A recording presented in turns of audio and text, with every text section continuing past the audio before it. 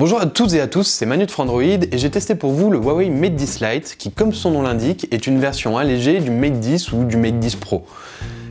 Très allégé même. Il faut dire qu'à l'exception de sa grande taille, le Mate 10 Lite n'a pas grand chose à voir avec le Mate 10 Pro ou avec le Mate 10. On peut dire adieu au dos glossy et à la Signature Stripe du Mate 10 Pro. Signature Stripe. C'est super dur à dire en fait ce truc. Signature Stripe. Stripe ou strike? Stripe.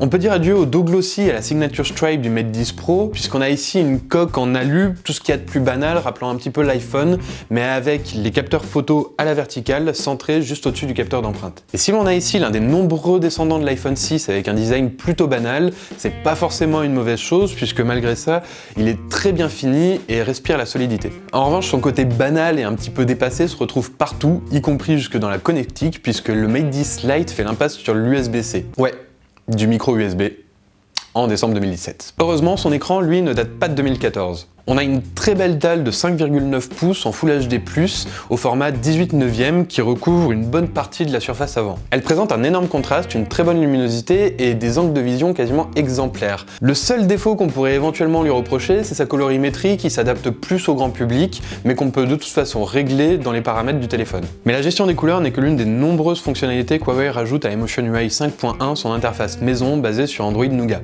Ouais. C'est toujours pas Oreo en décembre 2017.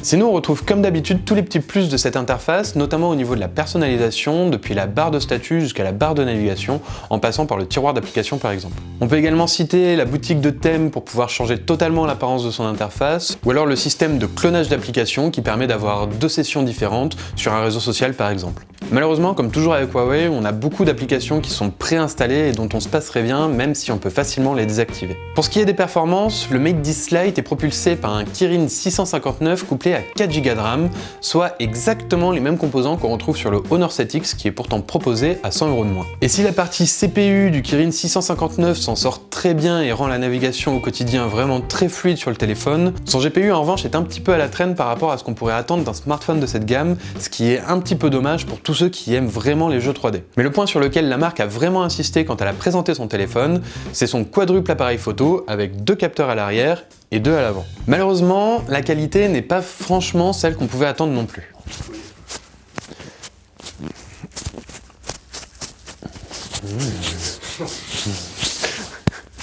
Je remets mon micro. Pourquoi t'as toujours des moments malaisants comme ça? Les autres, ils en ont pas? Si l'ensemble est plutôt surprenant dans le bon sens du terme en intérieur, avec une bonne gestion de la luminosité et du piqué, en extérieur, le résultat est tout de suite plus difficile, notamment lorsque le dynamisme de la scène est vraiment très important. L'appareil a clairement du mal à composer avec les forts contrastes, que ce soit avec ses appareils principaux ou avec ceux en façade. Enfin, rajoutons que les modes cosplay et portrait sont plutôt amusants, mais on s'attendait à mieux pour un smartphone avec autant de capteurs, alors que d'autres font tout aussi bien, juste avec un traitement logiciel. Eh Manu, tu penses quoi de l'autonomie? Il a une grosse batterie, mais il s'en sert pas. Il vaut mieux une petite bien utilisée qu'une grosse.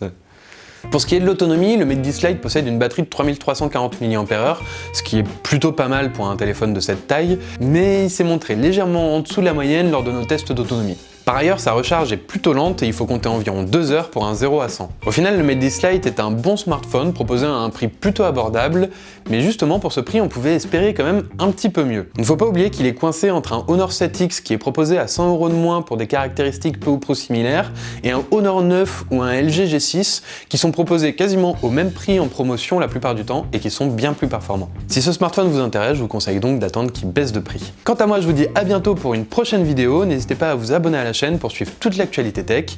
À bientôt!